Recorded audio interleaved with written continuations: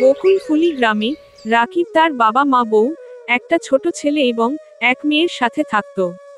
রাকিবের বাবার একটি জমি ছিল, যেখানে তিনি সবজি চাষ করতেন এবং তা দিয়ে তিনি পরিবারের খরচ চালাতেন।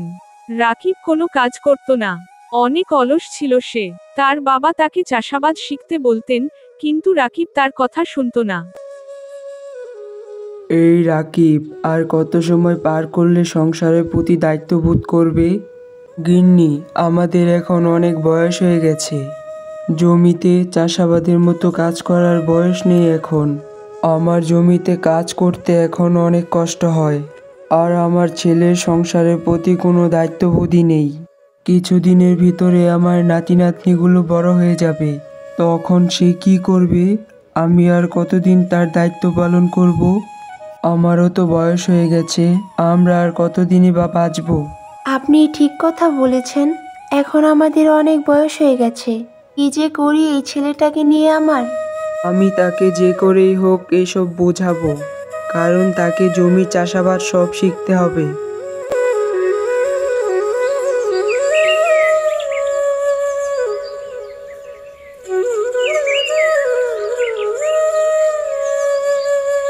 পুত্র, তোমাকে এখন জমি চাষাবাদের কাজ করতে হবে।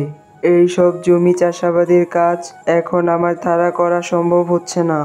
আমি আর কতদিন এই জমিতে চাষাবাদের কাজ করব? তোমাকেই দেখাশোনা করতে হবে। বাবা, তোমাকে আমি সোজাসুজি ভাবে বলে দিচ্ছি, এই সব চাষাবাদের কাজ করা আমার দ্বারা সম্ভব না। আমি এত কিছু জানি না বাবা। কিন্তু তুমি যদি এই জমি চাষাবাদের কাজ না করো, তাহলে কি করে খাবে? বলো, বলো আমাকে।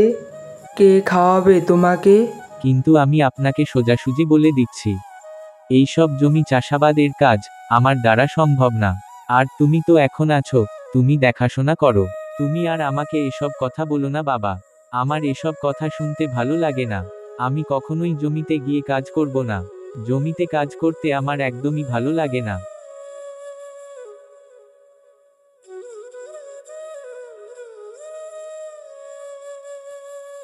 দেখলে গিন্নি, তোমার ছেলে আমার কোনো কথাই শুনলো না। কিন্তু আমি তো তার ভালোর জন্যই বলছিলাম। এখন আমাকে কিছু করতে হবে।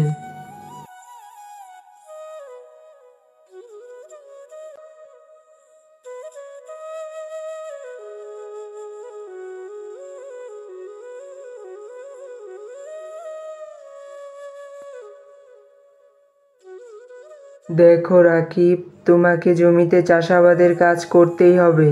তোকে আজ আমার সাথে গিয়ে জমিতে চাষাবাদের কাজ করতে হবে। চল আমার সাথে, এখন আমি অন্য কোনো কথা শুনতে চাই না। না বাবা, এখন আমি আপনার সাথে জমিতে চাষাবাদের কাজ করতে যেতে পারবো না। আপনি তো জানেন এখন বাইরে কত রোদ পড়েছে। এই রোদের মধ্যে গেলে আমি অনেক কালো হয়ে যাব। আর এত রোদের মাঝে কাজ করার আমার কোনো অভ্যাস নেই। আপনার যদি জমিতে যাওয়ার অনেক ইচ্ছা থাকে তাহলে আপনি গিয়ে কাজ করেন, আমি এখন জমিতে যেতে পারবো না। পুত্র, আমার একটা কথা শোন। আজকে তোকে জমিতে গিয়ে কাজ করতেই হবে। দেখেন বাবা, আমি আপনাকে বারবার বলছি এইসব জমি চাষাবাদের কাজ আমাকে দিয়ে হবে না। এই জন্যই আমি আপনাকে বারবার না করছি। তাই আপনিও দয়া করে বারবার এই জমি চাষাবাদের কাজ করার কথা আমাকে বলবেন না। আমার যদি কখনো মনে চায় চাষাবাদের কাজ করতে তাহলে আমি নিজে থেকেই করব। আপনি কে কষ্ট করে বারবার এসে বলতে হবে না। না, এমনি এমনি বললে হবে না। মনে হচ্ছে এখন আমাকে শক্ত কোনো পদক্ষেপ নিতে হবে, যেটা কোনো বাবাই চায় না। তোকে যেতেই হবে এখন পুত্র। চল আমার সাথে, চল।